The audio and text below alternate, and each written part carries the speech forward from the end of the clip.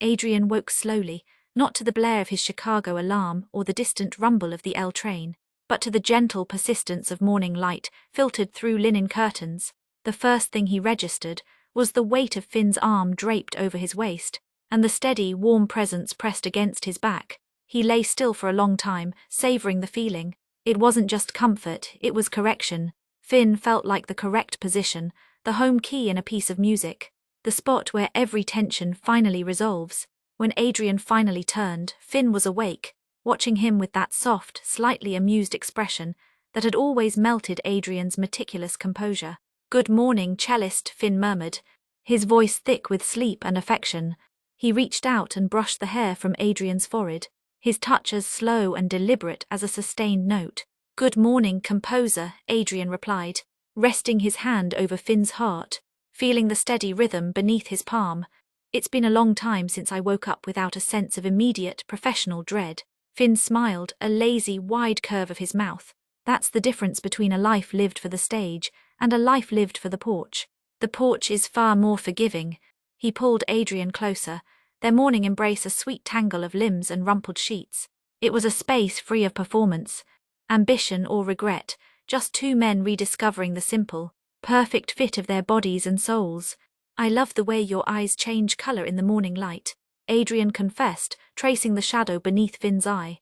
"They go from slate to moss green, right where the sun hits them." Finn leaned into the touch, closing his eyes for a moment. "I love the way your mind works, that you notice the microtonal shifts in colour.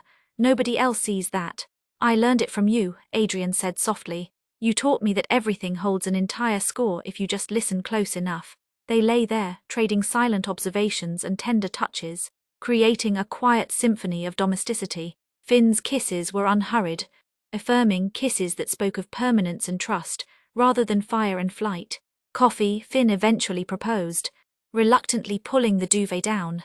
They moved together into the kitchen, the morning routine feeling less like a chore and more like an intimate dance.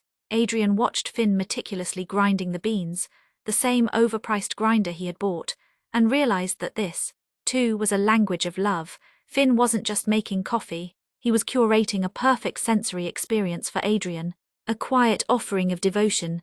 When Finn poured the steaming coffee into Adrian's favorite old mug, a chipped ceramic piece his grandmother had owned, Adrian felt his heart swell with a powerful, almost painful tenderness. "I hate that you remember this mug," Adrian whispered, taking it from him. "Why?" "Because it means you remember everything," Adrian said, leaning into Finn, wrapping his arms around his waist from behind. "Every silly, insignificant detail of my life, even the ones I thought I had grown out of." Finn twisted in his arms, turning to face him. He took Adrian's face between his hands, his eyes intense and deeply loving. "Adrian, nothing about you is insignificant.